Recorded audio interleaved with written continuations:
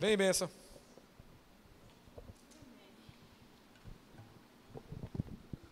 Aleluia. Graça e paz, amados. Vocês estão bem? Que maravilha. Espero que todos estejam bem. É uma alegria grande estarmos aqui para compartilhar da parte de Deus. Amém? Quantos gostam de ler a palavra aqui?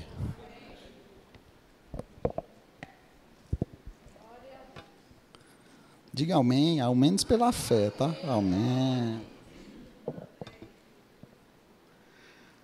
Aleluia, que maravilha.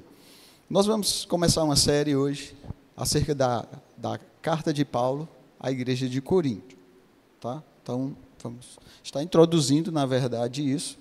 Vamos fazer leitura de alguns versículos aqui. Por isso que eu perguntei quem gosta de ler. Deixa só eu botar meu relógio aqui, porque se aquele ali falhar, eu tenho o outro aqui para me basear. Ok. E isso é uma carta que Paulo enviou para a igreja, né? E carta, o objetivo dela é para ser lida. Por isso que eu perguntei se você gosta de ler a Bíblia, porque boa parte do Novo Testamento é carta. E carta foi escrita com o objetivo de ser lida, amém? Se você não lê carta, como é que você vai conhecer a vontade de Deus para as nossas vidas? Amém? Que se aplica para a igreja de Corinto, né? Mas que tem uma aplicação prática também para os nossos dias.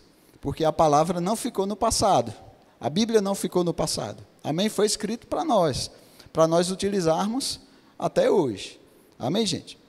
Então, só para que nós entendamos o contexto dessa igreja aqui, se a gente tivesse tempo de ler lá em Atos, a gente ia ver a trajetória de Paulo, desde que ele saiu de Atenas para ir para Corinto, depois Éfeso, né, na sua segunda viagem missionária, e o período que ele passou aqui pela igreja de Corinto. Corinto fica na região da Acaia, isso é um istmo, na verdade, é um estreito de terra, localizado entre duas porções maiores, com mares banhados dos dois lados. Ele ficava entre dois portos, e a gente vai entender por que essa cidade era tão agitada, era tão movimentada, né, culturalmente. Enfim, era a principal região ali da Acaia, essa cidade de Corinto. Tá? Uma cidade grande, uma cidade portuária, a gente sabe que o comércio é pujante, né? Enfim. Então, pessoas que estavam em outras localidades, que não eram tão atrativas assim quanto Corinto, se deslocavam para lá. A gente sabe que ainda hoje acontece isso, pessoas de cidades pequenas que se deslocam para cidades grandes, né? E isso acontecia na época também. Então, Corinto recebia gente de muitos lugares, e por ser uma cidade portuária, recebia pessoas também de outras nações, de outras culturas. Então, a gente vai ver uma mistura aqui nessa cidade, né? Mistura de religiões, mistura de culturas, enfim, comércio grandioso. Isso trazia um certo problema para a cidade, né?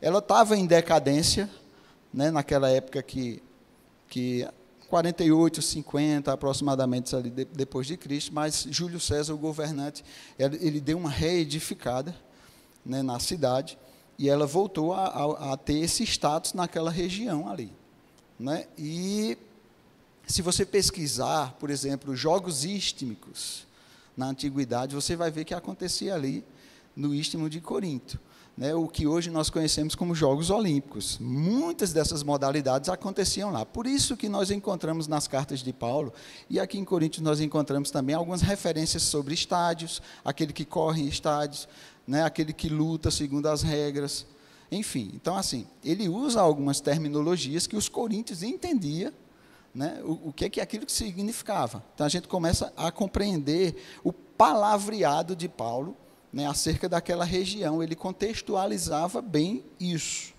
né? Então, por causa disso, por causa dessa cidade grande, cidade portuária, comércio, né, grande ali, então muita gente de caráter duvidoso também se mudava para lá, para ir morar lá, né? Muita gente que estava dentro de contexto de imoralidade sexual, né? Muita gente que está... A gente vai ver que... apesar de ter a presença romana lá, é uma cidade grega. Então, a influência da filosofia era muito grande, porque os gregos, né, eles evidenciavam muito a filosofia, né, tanto que, se nós formos estudar os filósofos aí do passado, muitos deles são gregos, né, Sócrates, enfim, muitos outros aí, que eram inclusive contemporâneos de Paulo à época. Né? Na ágora, ou na praça principal da cidade, haviam 13 templos pagãos. E um deles, em especial, né, que era o de Afrodite, que era a deusa do amor, mas não é esse amor que nós conhecemos bíblico, né? É o amor erotizado. Ele ficava no alto de uma colina, sabe, como uma espécie de um farol. Então, a prostituição era muito celebrada nessa cidade. Né? Tanto que eles construíram esse templo no alto de uma colina, para dizer assim, ó, a deusa do amor está aqui no alto, para que todos possam ver, para que todos possam celebrar. Então, a gente começa a entender, né, o contexto cultural dessa cidade aí de Corinto. Né? E Paulo vai para lá e fica aproximadamente 18 meses. A gente vai ver isso aqui. Abre comigo lá em Atos 18. Nós não vamos ler Atos 18 todo, óbvio, por causa do tempo. Ele teve uma experiência lá em Atenas, foi até para o Areópago, falou com os filósofos lá, enfim, né? Mas quando ele citou a palavra ressurreição dos mortos lá, pronto, ele foi completamente rejeitado, porque para os filósofos eles não aceitavam isso, eles faziam o culto do pensamento, do eu, do corpo, né, do agora, então eles não aceitavam esse conceito de ressurreição. Atos 18, a partir do versículo 11, diz o seguinte: assim, Paulo ficou ali em Corinto durante 1 ano e meio, isso é 18 meses, ensinando-lhes a palavra de Deus. Sendo Galho procônsul da Acaia, os judeus fizeram em conjunto um levante contra Paulo. Eu estou lendo na NVI, né, Nova Versão Internacional, ok? Um levante contra Paulo e o levaram ao tribunal, fazendo a seguinte acusação. 13. Este homem está persuadindo o povo a adorar a Deus de maneira contrária à lei. 14. Quando Paulo ia começar a falar na sua defesa, Galho, o procônsul da Acaia, disse assim aos judeus: se vocês, judeus, estivessem apresentando uma queixa grande, né, um delito ou um crime grave, seria razoável que eu ouvisse. Mas, 15, visto que se trata de uma questão de palavras, nomes de sua própria lei, isso é, da lei dos judeus, resolvam o problema entre vocês. Não serei juiz dessas coisas. 16. Então Galho mandou expulsá-los do tribunal. 17. Então, todos se revoltaram contra Sóstenes, o chefe da sinagoga dos judeus, e o espancaram diante do tribunal. Mas Galho, procônsul, né, responsável pelo tribunal, não demonstrou nenhuma preocupação com isso. Eu quero que você fixe um pouquinho o nome desses personagens, tá? Galho, Sóstenes, o chefe da sinagoga. Apesar da sinagoga ser dos judeus, né, Sóstenes ele administrava essa sinagoga e muito provavelmente ele levou essa corça lá porque ele já estava de alguma forma se associando com Paulo, já estava junto com Paulo, né? Então os judeus se revoltaram contra isso, tentou julgar ele, mas Galho, que era o procônsul responsável pelo tribunal, não quis receber, mandou expulsar, na verdade, eles, disse: resolva isso aí entre vocês. Por que será que Galho disse? Se fosse uma coisa maior, eu até ouvia vocês, mas uma coisa que diz respeito à lei de vocês, não vou ouvir vocês não. Mandou expulsar todo mundo do tribunal. E a gente vai ver lá na frente que é possível que Galho já tinha ouvido Paulo pregar. Por isso que ele não quis se envolver com essa questão. Quando a gente for ler Coríntios, a gente vai ver que esses nomes vão aparecer lá. Tá? Então, só para que você tenha uma ideia aí do contexto que Paulo encontrou nessa cidade, quando ele chegou para fundamentar essa igreja. Culturalmente, a cidade bagunçada, a cidade poluída, né, por toda a imoralidade sexual, e ainda com os judeus contrários a Paulo. É um bom ambiente para começar a igreja, não é não? Eita, maravilha! Então, a carta de Corinto, essa primeira carta, na verdade, estudiosos dizem que ela não necessariamente é a primeira, é possível que ela seja a segunda, né? A primeira se perdeu de alguma forma, Paulo tentou escrever para lá, mas de alguma forma foi rejeitado e eles deram um jeito de perder com essa carta. Mas 1 Coríntios, quando Paulo escreve, na verdade, é uma resposta ao que, uma carta que já tinham enviado para ele, falando de como era a situação dessa igreja. Então, Paulo, depois que sai de Corinto, desses 18 meses, vai para Éfeso, de Éfeso é que ele escreve a carta aos Coríntios. Tá? Então, Paulo só estabeleceu e fundamentou a igreja lá em Corinto. Ok? Só para que você entenda esse contexto aí. Ele se encontra com Paulo e Silas, tem um relacionamento ministerial ali com eles, né? Vão para a cidade de Corinto, depois seguem para Éfeso. Depois, na história, aparece Apolo, né, que veio para Éfeso, foi discipulado por Priscila e Áquila, e aí foi enviado para a igreja de Corinto, e deu continuidade ao trabalho, se estabeleceu lá na igreja de Corinto, depois que Paulo já tinha saído. Nós vamos ver essas duas figuras aí, Paulo e Apolo, bem mencionado nessa primeira carta, né, de Paulo aos Coríntios. A gente vê que a Bíblia diz que esse Apolo, ele era versado nas Escrituras, ele era um estudioso eloquente. Possivelmente, toda essa eloquência dele, já que os gregos gostavam de filosofia, gostavam de alguém que era bom nas palavras, manejava bem as palavras, então é possível que Apolo tenha conquistado aquele povo por causa disso, porque era um cara estudioso, um cara versado, falava bem e manejava bem as palavras, ok? Era eloquente. Enfim, e vieram também para Corinto alguns das igrejas de Jerusalém enviados por Pedro. Aí é que a gente vai entender a questão da divisão, porque uns dizem eu sou de Paulo, que fundamentou, eu sou de Apolo, que foi para lá depois para dar continuidade, eu sou de Cefas, que é Pedro, porque vieram alguns de Jerusalém para lá, e outros que diziam assim, eu sou de Cristo. É possível que esses tenham sido os piores, esse eu sou de Cristo, que eles disseram assim, eu não me submeto a ninguém. A igreja das casas, aquele que, sou de ninguém não, tem líder nenhum sobre mim. É possível. Existe esse tipo de entendimento. Então, diante dessa salada toda, é que Paulo tinha escrito essa carta, né, para os Coríntios. Então, abre lá comigo, 1 Coríntios 1. A gente vai começar agora a dar uma caminhada pela carta que Paulo enviou. 1 Coríntios 1, do 1 ao 4. Então, Paulo passou um tempo lá, foi para Éfeso, recebeu relatos de algumas pessoas de Corinto, como a situação da igreja estava, então ele escreve a carta com base nesses relatos que ele recebeu. 1 Coríntios 1, diz assim, ele começa a carta, Paulo, diga comigo, Paulo, chamado para ser apóstolo de Cristo Jesus pela vontade de Deus, e o irmão Sóstenes, lembra de Sóstenes? Que levou o principal da sinagoga com Paulo lá em Éfeso. Olha que maravilha, era o chefe da sinagoga. Paulo já conseguiu arrastar ele lá para Éfeso, junto com ele. Ele disse, o irmão Sóstenes, se converteu. Que maravilha. E é interessante que ele começa a carta assim, Paulo, chamado para ser apóstolo. Ele se apresenta como o nome dele, Paulo, e depois como apóstolo de Jesus Cristo. Ok? Eu sei que no nosso conceito existe essa ideia de pastor cicrano, né, profeta, evangelista, mestre, né? A gente tem esse detalhe aí, mas Paulo sempre se apresentava com um nome próprio dele. Eu não sei se você já teve o desprazer, eu já tive, de encontrar um amigo de longas datas, e quando chamá-lo pelo nome que a mãe dele registrou, ele não gostava, porque ele tinha sido licenciado, ordenado, enfim, era pastor, então ele fez, fulano não, pastor fulano. Eu disse, menino, que obra é essa? Aí eu pensei, na minha cabeça, né, eu vice-deus, mas não falei não, só pensei, tá?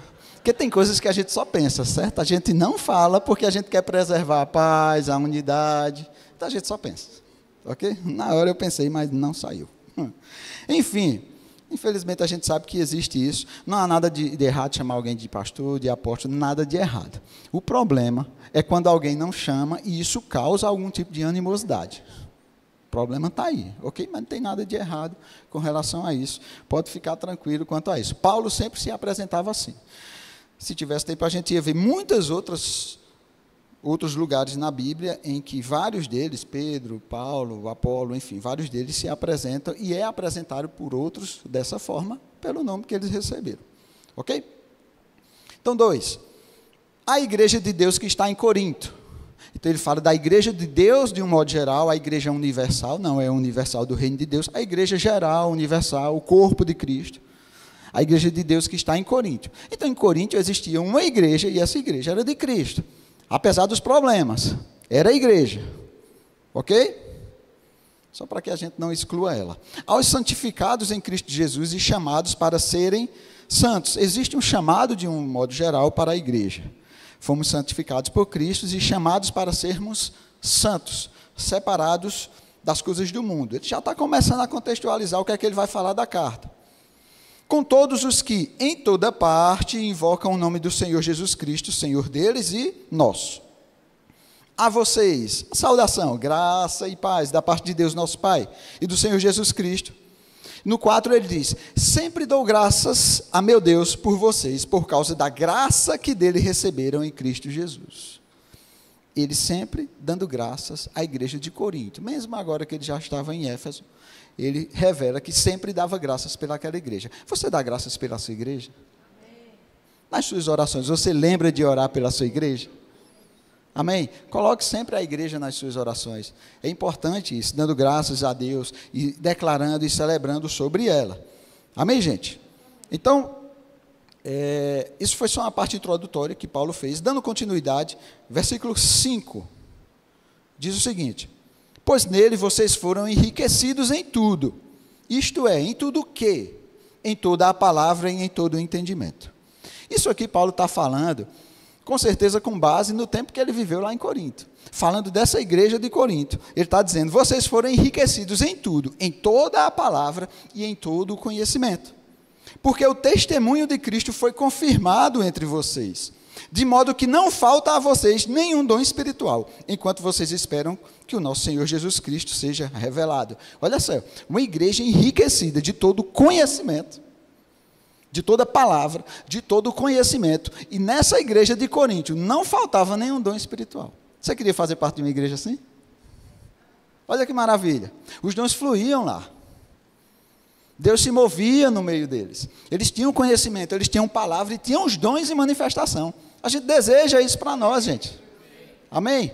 Isso, Paulo está confirmando que isso acontecia. 8, ele os manterá firmes até o fim, de modo que vocês serão irrepreensíveis no dia do nosso Senhor Jesus Cristo. 9, fiel é Deus, o qual os chamou à comunhão com o seu Filho Jesus Cristo, nosso Senhor. Ok? Então Paulo está dando da parte dele um testemunho do que acontecia naquela igreja. Eles eram enriquecidos, os dons se manifestavam lá. Então não era uma igreja onde Deus não estava.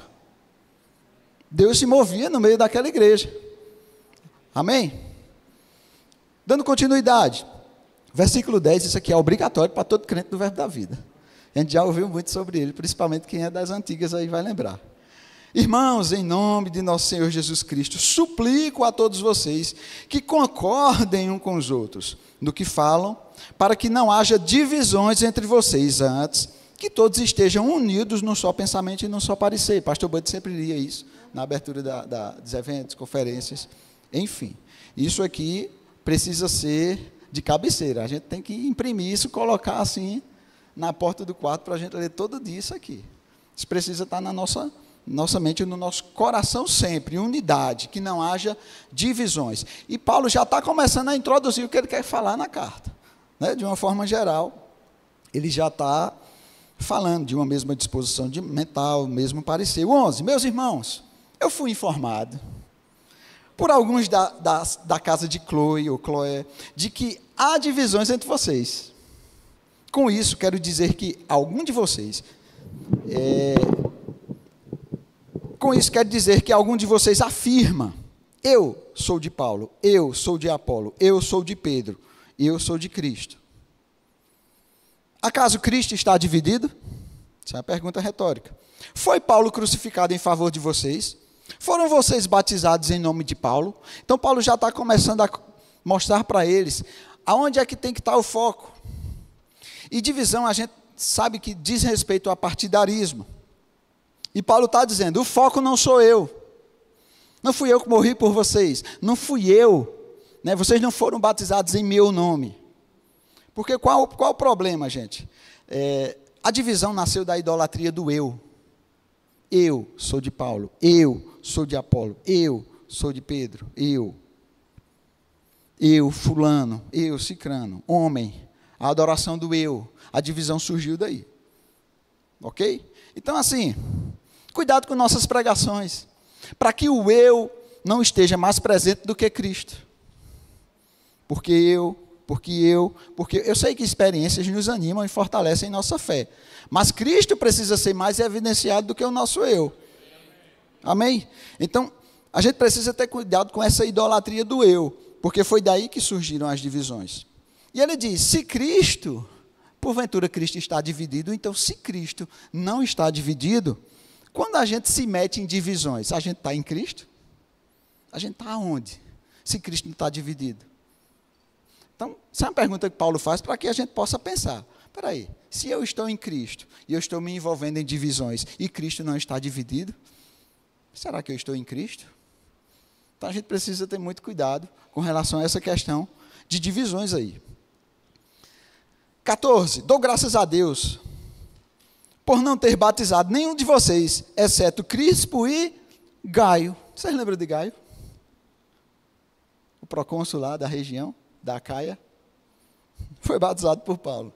Aceitou a palavra. Olha que maravilha. De modo que ninguém pode dizer que foi batizado em meu nome. Batizei também alguns da casa de Estéfanas, além desses. Não me lembro se batizei alguém mais. Pois Cristo não me enviou para batizar, mas para pregar o Evangelho. Não, porém, com palavras de sabedoria humana, para que a cruz de Cristo não seja esvaziada. Então, Paulo está dizendo aqui que o foco do trabalho dele não era batizar. O foco do trabalho dele era pregar para que as pessoas se convertessem. Deixasse que outros batizassem. Então, Paulo fazia muito isso. Isso era o chamado dele, era o foco dele. Fundamentar, estabelecer. É tanto que ele lista aqui nos dedos quem é que ele, de fato, batizou. Né? Então, o foco do ministério dele era pregar para que as pessoas se convertessem, para que iniciasse aquela obra ali. E quando ele diz que as palavras dele não eram de sabedoria humana, ele já estava começando a introduzir nas cartas a crítica às filosofias. A crítica àquilo que os pensadores, os idealistas da época eram tão venerados e reverenciados. Então, ele já está começando a trazer, né, de alguma forma, essa crítica aí. E, no final, ele diz, para que a cruz de Cristo não seja esvaziada ou anulada, dependendo da versão que vocês estiverem lendo. Então, a gente começa a perceber que Paulo diz, cuidado para que filosofias não anulem a cruz de Cristo, ou o ensinamento da cruz. Não é que vai anular a obra da cruz já foi feita. Amém? É anular o ensino, o entendimento. Como? Adicionando filosofias humanas. Então, ele já está trazendo essa crítica aí. 18, mas dando continuidade. Pois a mensagem da cruz é loucura para os que estão perecendo, mas para nós que estamos sendo salvos, é o poder de Deus. O que é o poder de Deus? A mensagem da cruz. Ele está relacionando o poder de Deus a uma mensagem. Lembra de Jesus? Citando Isaías 61, o Espírito do Senhor Deus está sobre mim, porque Ele me ungiu para falar, para proclamar, para anunciar. Existe poder naquilo que a gente fala. Amém? Eu sei que a gente de alguma forma relaciona poder quando a gente corre, cai, dá pirueta. Isso tudo faz parte. Mas existe poder nas palavras. Existe poder na sabedoria de Deus. Então é possível não. Existem pessoas que são ungidas para falar. Não falar de si, mas falar da parte de Deus. Então, Paulo faz essa relação aí de poder com uma mensagem da cruz, que é loucura mesmo para o mundo. 19. Pois está escrito, né, citando Isaías, também destruirei a sabedoria dos sábios e rejeitarei a inteligência dos inteligentes. 20. Onde está o sábio? Onde está o erudito? Onde está o inquiridor ou questionador desta era? Acaso não tornou Deus louca a sabedoria deste mundo? Então, ele já está começando com um confronto aí com os filósofos da época. O inquiridor deste século não é Satanás, apesar de a gente saber que Satanás, né, ele sugere muitas coisas. Mas aqui ele está falando dos filósofos daquela época.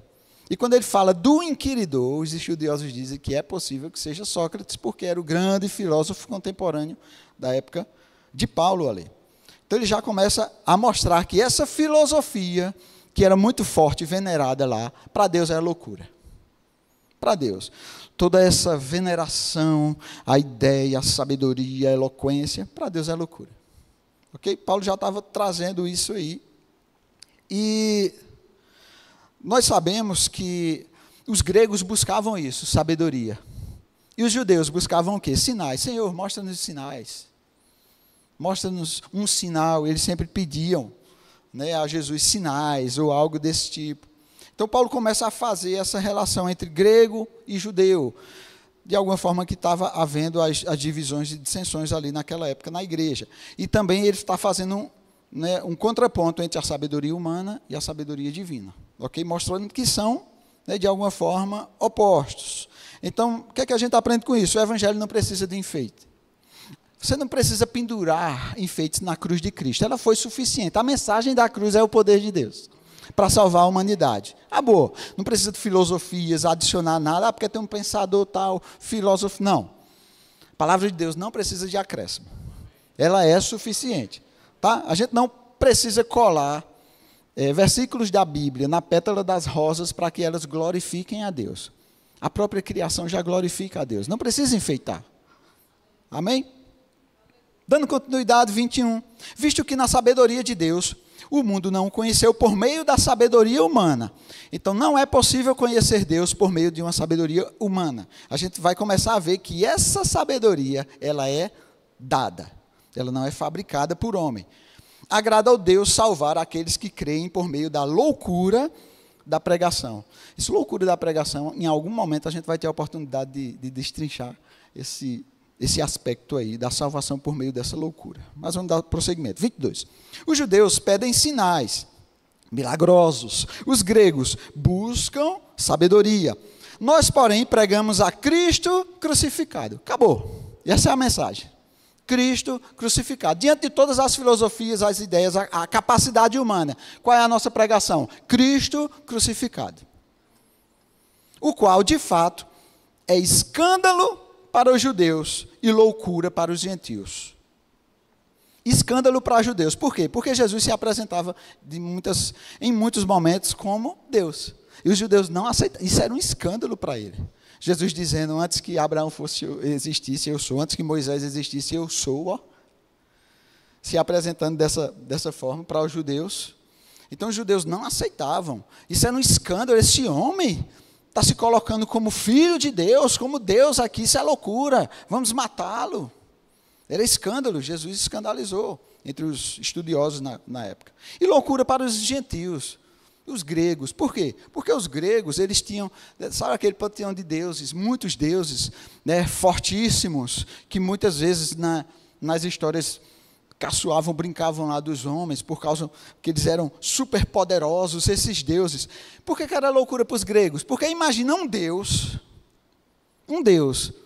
morrer, ser humilhado, esculachado e morrer por aquele que nem merecia. Para eles, isso não fazia noção. Isso era loucura para eles, para entrar na cabeça deles. Mas para os que foram chamados, 24, mas para os que foram chamados, tanto judeus como gregos, Cristo é o poder de Deus e a sabedoria de Deus. Isto é, o que é que os judeus buscavam? Poder. Cristo é o poder de Deus. O que é que os gregos buscavam? Sabedoria. Jesus é a sabedoria de Deus. Isso é, Jesus é a resposta de Deus para a humanidade. Tanto para os que buscam poder, quanto para os que buscam a sabedoria. Onde está a resposta? Jesus Cristo. Ele é a resposta. 25. Por quê? A loucura de Deus é mais sábia que a sabedoria humana. E a fraqueza de Deus é mais forte que a força do homem. Tá aí, Paulo dá na cara assim da filosofia da época. Sabe? O conceito de poder que vocês têm. A fraqueza de Deus é mais forte que isso. Sabe esse conceito de sabedoria que vocês têm? Pronto. A loucura de Deus é mais sábia do que isso. Por maiores venerações que vocês façam aos da época lá. Dando continuidade, a gente começa a perceber que Paulo está mostrando que a verdadeira sabedoria, ela não é fabricada, ela está em Deus. 26. Irmãos, pensem no que vocês eram quando foram chamados. Poucos eram sábios, segundo os padrões humanos. Poucos eram poderosos, né, e de nobre nascimento. Então, Paulo está começando a mostrar o seguinte. Quando Deus começou a trazer essa palavra, esse chamamento, que dizem Apocalipse, o Espírito e a noiva dizem, vem, esse chamamento mesmo, né, do Espírito Santo, convencendo o mundo do pecado, da justiça e do juízo. Ele diz assim, são poucos, eram sábios nos padrões deles, nos padrões humanos. Poucas pessoas. Então, você não precisava ser um eloquente para aceitar Jesus. É isso que ele está fazendo um trocadilho sobre poder e sobre sabedoria. Poucos de nobre nascimento, que nasceram numa família nobre ou algo assim, poderosa, de poder aquisitivo. 27. Mas Deus escolheu o que para o mundo é loucura para envergonhar os sábios. Escolheu o que para o mundo é fraqueza para envergonhar o que é forte. Fazendo esse contraponto entre poder e entre sabedoria. Ele escolheu o que para o mundo é insignificante, desprezado e que nada é, para reduzir a nada o que é, a fim de que ninguém se vanglorie diante dele. 30. É, porém, por iniciativa dele que vocês estão em Cristo Jesus, o qual Cristo se tornou sabedoria de Deus para nós, isto é, justiça, santidade e redenção, para que, como está escrito, quem se gloriar, glorie-se no Senhor, porque tudo o que nós nos tornamos nele. De onde vem a sabedoria? Dele. De onde vem o poder? Dele. Então não há glória nenhuma para o homem. É isso que ele está falando aqui. E combatendo toda a glória que eles traziam para aqueles filósofos da época. E o povo judeu, né, eles se achavam um povo especial, separado. Então, eles não veneravam a sabedoria? Se a verdadeira sabedoria está em Cristo, a Bíblia diz que nós temos a mente de Cristo. É nele que está a verdadeira sabedoria. Judeus não se achavam um povo especial? A Bíblia diz que nós somos propriedade exclusiva de Deus. Então é na igreja que esses anseios deles se cumprem. Cristo nos resgatou para o anseio que esse povo tinha. Povo especial, somos propriedade exclusiva. Sabedoria, temos a mente de Cristo. Mas tudo se cumpre nele, nada é de nós. Nada vem de nós, nada é fabricado em nós. Tudo a capacidade vem dele. Partindo para o capítulo 2, melhor dizendo. Diz assim, eu mesmo, irmãos, quando estive entre vocês, não fui com discurso eloquente, nem com muita sabedoria para lhes proclamar o mistério de Deus, pois decidi nada saber entre vocês. Ele disse, eu não quero me envolver com essa sabedoria de vocês aí, fabricada por vocês, não. A não ser Jesus Cristo e este crucificado. Paulo sempre tinha a mesma mensagem. E foi com fraqueza, temor e com muito tremor que estive entre vocês. Minha mensagem e minha pregação não consistiam em palavras persuasivas de sabedoria, mas em demonstrações do poder do Espírito, ou de Espírito e de poder, para que a fé de vocês não se baseasse na sabedoria humana, mas no poder de Deus, ainda fazendo esse contraponto de sabedoria e poder. Ok? Então, ele não fazia ostentação de linguagem, de sabedoria. Ele não era escravo da oratória dos gregos, dos filósofos. Não, ele pregava Cristo crucificado. A mensagem, para nós, aparentemente simples. Mas é nessa mensagem onde está o poder de Deus para a salvação da humanidade. Amém, gente? A gente sabe que a Bíblia fala que Apolo, sim, era versado e eloquente, né? Enfim, talvez isso tenha, de alguma forma, encantado eles. 6. Entretanto, falamos da sabedoria entre os que já têm maturidade, mas não da sabedoria desta era ou dos poderosos desta era que estão sendo reduzidos a nada. Ao contrário, falamos da sabedoria de Deus, do mistério que estava oculto, o qual Deus pré-ordenou antes do princípio das eras para a nossa glória.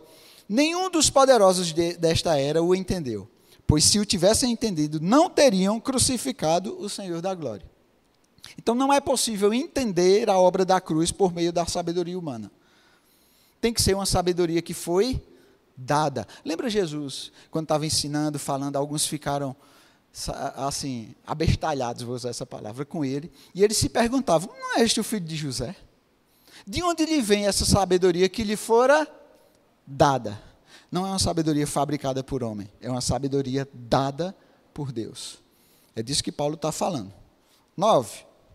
Todavia, como está escrito, olho nem ouviu, ouvido nem ouviu, mente alguma imaginou o que Deus preparou para aqueles que o amam. Mas Deus o revelou a nós por meio do Espírito.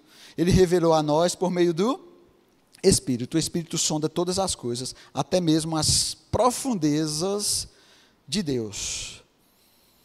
Então nós vemos que a sabedoria, ela é alcançada por revelação. Lembra quando Pedro, né, Jesus perguntando aos discípulos, o que dizem que eu sou aqui? O que estão dizendo que eu sou? Ah, uns dizem que você é Elias, outros dizem que você é um profeta. E vós, o que dizeis que eu sou? Aí Pedro dizia assim, tu és o Cristo, o Filho do Deus vivo. Aí Jesus diz, bem disseste, não foi carne nem sangue que te revelou, mas o quê? O próprio Espírito de Deus. Então a sabedoria, a verdadeira sabedoria, ela vem por revelação. Revelação da parte de Deus. 11. Pois quem conhece os pensamentos do homem, a não ser o Espírito do homem que nele está? Da mesma forma, quem conhece os pensamentos de Deus, a não ser o Espírito de Deus? Nós, porém, não conhecemos o Espírito do mundo, mas o Espírito procedente de Deus, para que entendamos as coisas que Deus nos tem dado gratuitamente. Dela também falamos, não com palavras ensinadas pela sabedoria humana, mas com palavras ensinadas pelo Espírito, interpretando verdades espirituais para os que são espirituais. Então, Paulo está começando a revelar aqui, ele vai começando a introduzir para falar sobre o homem espiritual, sobre o homem natural e sobre o homem carnal. No Rema a gente aprende bem essas diferenças aí. Dando continuidade, 14. Quem não tem o Espírito não aceita as coisas que vêm do Espírito de Deus, pois lhes são loucuras, e não é capaz de entendê-las, porque eles são discernidas espiritualmente. Mas quem é espiritual discerne todas as coisas, e ele mesmo por ninguém é discernido, pois quem conheceu a mente do Senhor para que possa instruí-lo? Nós, porém, temos a mente de Cristo. Então, quem é o homem natural? É o homem que não nasceu de novo. Isso é natural. Então, por si só, ele não conhece, ele não consegue adquirir a sabedoria de Deus. É o Espírito Santo quem tem que convencer ele. Tem que haver um trabalho do Espírito Santo, porque por ele mesmo ele não consegue. Quem é o homem espiritual? Aquele que nasceu de novo.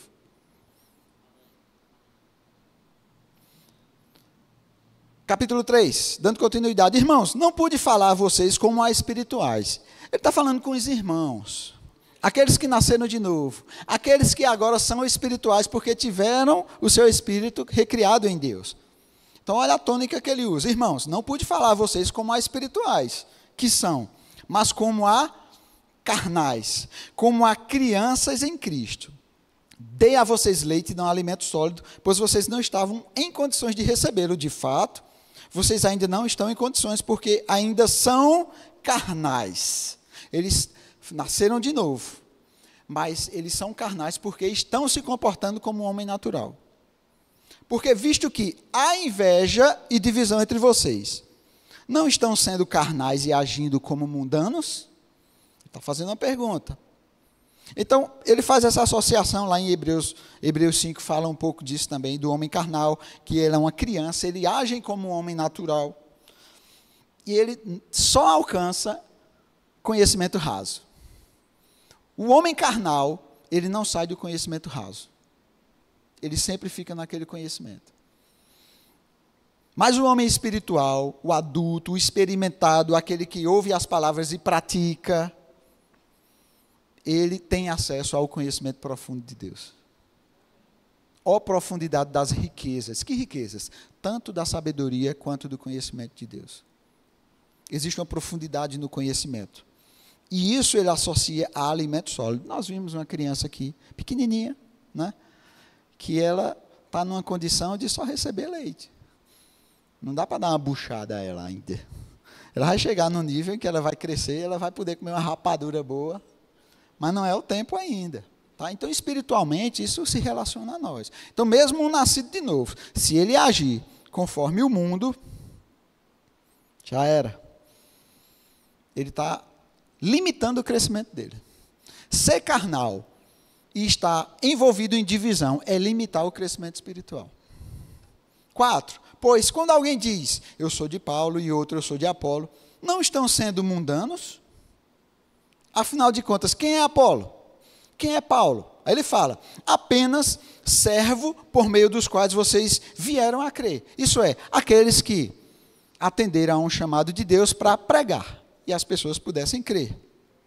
Ele diz, 6, eu plantei, sim, crer conforme o mistério, ou o ministério, melhor dizendo, que o Senhor atribuiu a cada um. O ministério é o Senhor quem atribui, ninguém se faz ministro, ok? É o Senhor quem atribui a cada um. 6, eu plantei, Apolo regou, mas Deus é quem fez crescer de modo que nem o que planta, nem o que rega são alguma coisa, mas unicamente aquele que efetua o crescimento. Quem é que efetua o crescimento? Deus. O que é que ele está dizendo? Como apóstolo, e principalmente apóstolo fundacional, Paulo, ele plantou. Quem planta, planta para nascer algo. Então Paulo pregava para que as pessoas nascessem de novo. E Apolo, ele pregava para que as pessoas crescessem. Porque Apolo regava. Você só rega uma planta que você quer que ela cresça. Se você não regar, ela não cresce.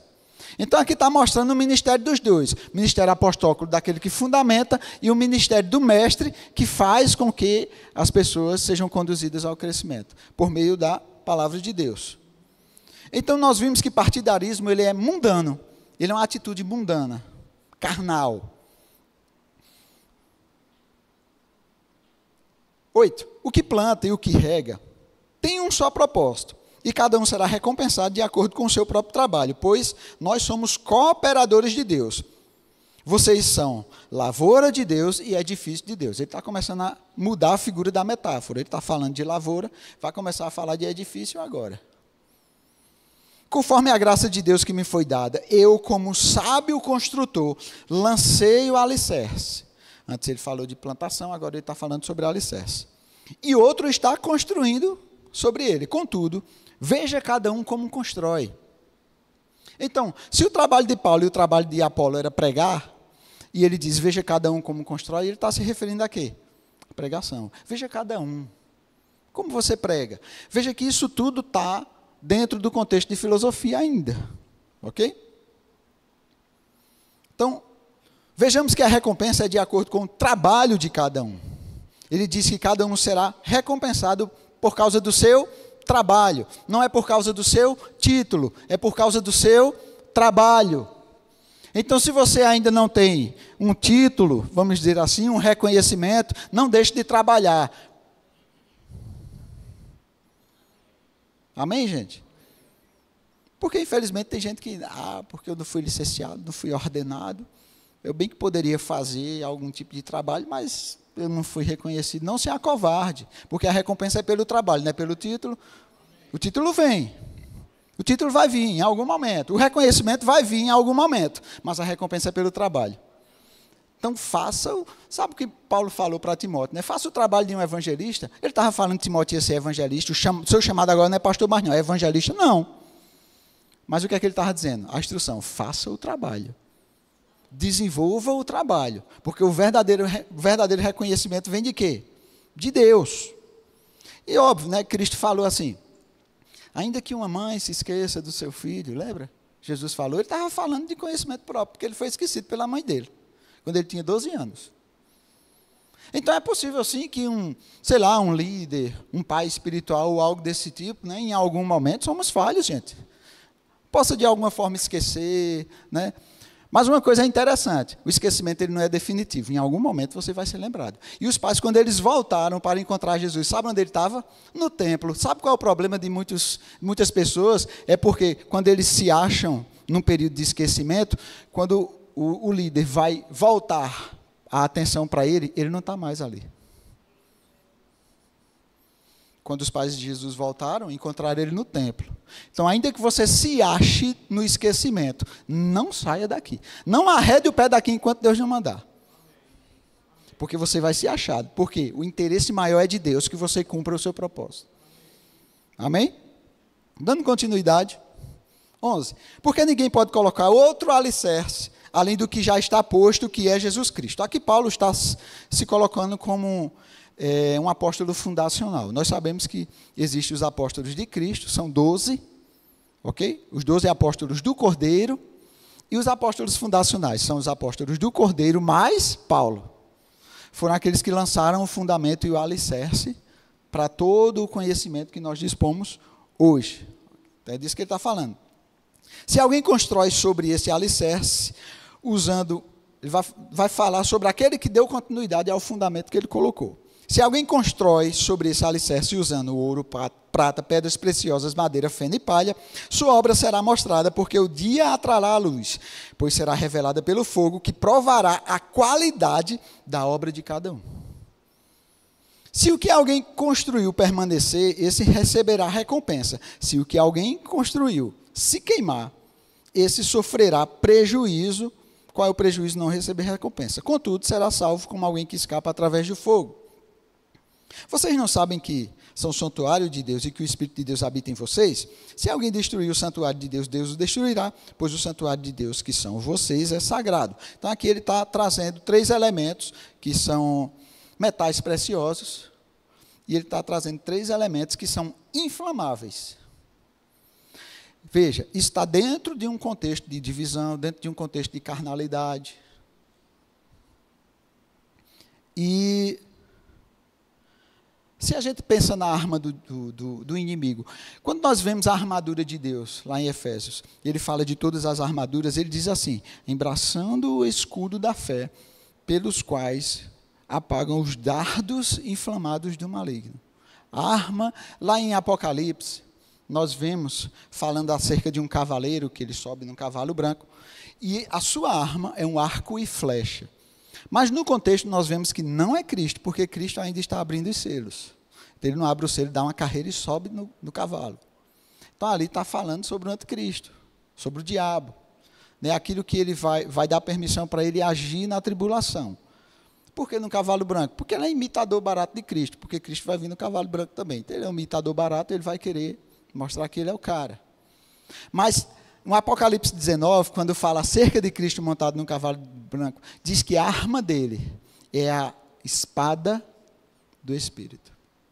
Da sua boca sai uma espada afiada. Então a arma de Cristo é a espada.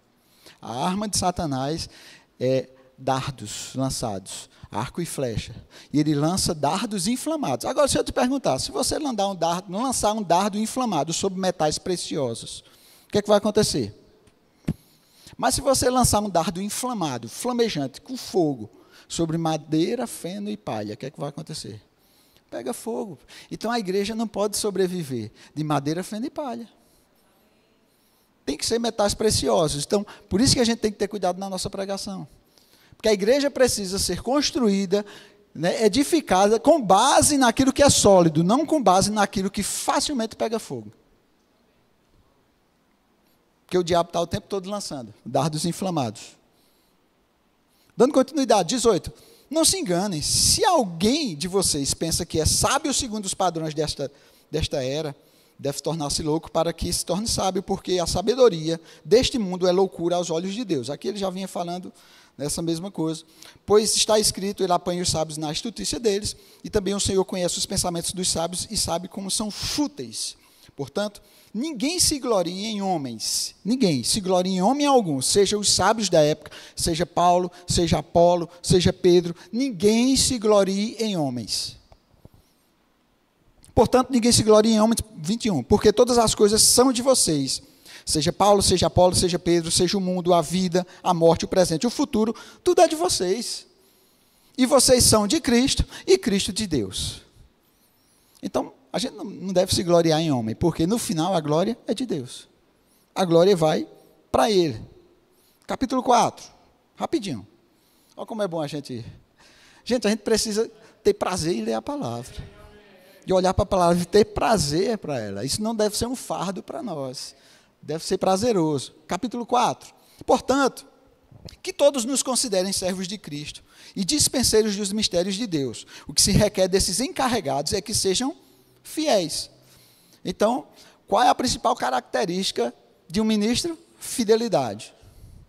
Pouco me importa ser julgado por vocês ou por qualquer tribunal humano, de fato, nem me julgo a mim mesmo, embora em nada minha consciência me acusa, nem por isso justifica a mim mesmo. O Senhor é quem me julga. Portanto, não julguem nada antes da hora devida, esperem até que o Senhor venha, Ele trará luz o que está oculto nas trevas e manifestará as intenções dos corações. Nessa ocasião, cada um receberá de Deus a sua aprovação. Então, veja, aqui se colocando como ministro, né, como mordomo, aquele que administra as riquezas do dono da casa, ele não é dono das riquezas, ele administra as riquezas do dono da casa para os que estão na casa. Esse é o papel do mordomo. Paulo se coloca como esse mordomo aqui, ok? Então, o que se espera dele é que ele seja fiel na administração dos recursos celestiais, como um bom ministro. E veja, Paulo ele diz que ele não se importa com julgamentos, nem ele se intromete em estar julgando ninguém. Ele nem se importa com julgamento, nem ele se intromete em julgamentos. Então, como ministros, cuidado, para que você não se envolva com essas coisas. Eu ouvi uma frase interessante certa vez que dizia assim: se você não é parte nem da solução, nem do problema, isso é fofoca. Por que Paulo recebeu uma carta e a gente poderia olhar e dizer assim: Paulo está recebendo uma carta da igreja falando sobre o que está acontecendo na igreja, e esses irmãos são fofoqueiros. Não, gente, não é fofoca não. Sabe por quê? Porque Paulo foi o fundador daquela igreja. Ele tinha autoridade sobre aquela igreja. Então aquilo estava sendo trazido para quem tinha autoridade para tratar. Isso não é fofoca. Agora, se você leva alguma coisa para quem não tem autoridade sobre aquilo, isso é fofoca. Então, entenda as posições de autoridade, para que você possa chegar e possa levar alguma causa. Para que você não fique simplesmente espalhando e inflamando coisas dentro da igreja. Ok? 6, irmãos, apliquei estas coisas a mim e a Apolo. Olha, por amor a vocês, porque aprendam de nós o que significa. Não ultrapassem o que está escrito. Assim, ninguém se orgulhe a favor de homem algum em detrimento de outro. Pois quem torna você diferente de qualquer outra pessoa? O que você tem que não tenha recebido? E se o que recebeu, por que se orgulha como se assim não fosse? Vocês já têm tudo o que querem. Já se tornaram ricos, chegaram a ser reis. E aí ele faz uma criticazinha àquele pessoal lá, né? Sem nós, isso é, antes da gente chegar, vocês já eram os poderosos aqui. Vocês já eram os tops, vocês já tomavam conta de tudo aqui. Como eu gostaria que vocês realmente fossem reis, para que nós também reinássemos com vocês. Porque me parece que Deus nos pôs a nós. E aí Paulo vai trazer umas características acerca do seu ministério aqui. Porque parece que Deus nos pôs a nós, os apóstolos, em último lugar, como condenados à morte. Viemos a ser um espetáculo para o mundo, tanto diante dos anjos como de homens. Nós somos loucos por causa de Cristo, vocês sensatos em Cristo. Nós somos fracos, mas vocês são fortes. Vocês são respeitados, mas nós somos desprezados. Aqui é uma crítica de como Paulo estava sendo tratado naquele lugar. Ali. Como ele era tratado, ele estava sendo desconsiderado, estava sendo desprezado. E mesmo assim, ele não desistiu desse povo. 11. Até agora estamos passando fome, sede, necessidade de roupas, estamos sendo tratados brutalmente, não temos residência certa e trabalhamos arduamente com nossas próprias mãos. Quando somos amaldiçoados, abençoamos. Olha o que Paulo fazia diante dessas agressões que ele recebia. Quando somos amaldiçoados, abençoamos. Quando somos perseguidos, suportamos. Quando caluniados, respondemos amavelmente. Até agora nos tornamos a escória da terra e o lixo do mundo. Não estou tentando escrever isso para envergonhar vocês, mas procuro adverti-los como a filhos amados. Isso é uma advertência. Paulo não está jogando isso aí na cara deles, não. Ele está mostrando que existe sim uma realidade de desconsideração, de desprezo, de perseguição, de ameaça. Então ele está alertando, como a filhos amados, dizendo assim para eles: não se envolvam com isso, mesmo que isso esteja no meio de vocês, não se envolvam com essas questões. Não estou, vamos lá, 15, embora possam ter 10.000 tutores em Cristo, vocês não têm muitos pais, pois em Cristo Jesus eu mesmo os gerei por meio da pregação do Evangelho. Portanto, suplico-lhes que sejam meus imitadores. Eu sei que, às vezes a gente olha para o ministério e busca o glamour. Mas cuidado com esse olhar de glamour, porque no ministério nem tudo é glamouroso, não. Tem a adversidade. E mesmo diante da adversidade, ele disse: eu não desisti, nem dele, nem da igreja. Ele não desistiu. 17. Por essa razão, estou enviando a vocês Timóteo, meu filho amado e fiel no Senhor, o qual lhes trará a lembrança a minha maneira de viver em Cristo Jesus, de acordo com o que eu ensino por toda parte, em todas as igrejas. Olha, Timóteo foi enviado para confirmar o caráter de Paulo. O que você tem falado dos seus líderes? Você tem confirmado o caráter deles, defendido o que eles pregam e a forma que eles vivem, ou você tem criticado? Timóteo foi fiel no Senhor, nesse aspecto. Foi enviado para confirmar aquilo que Paulo fazia. diante de toda essa problemática de desconsideração. 18. Alguns de vocês se tornaram arrogantes, como se eu não fosse mais visitá-los. Mas irei muito em breve, se o Senhor permitir. Paulo está colocando os planos dele diante de Deus. Eu quero visitar vocês, se Deus permitir.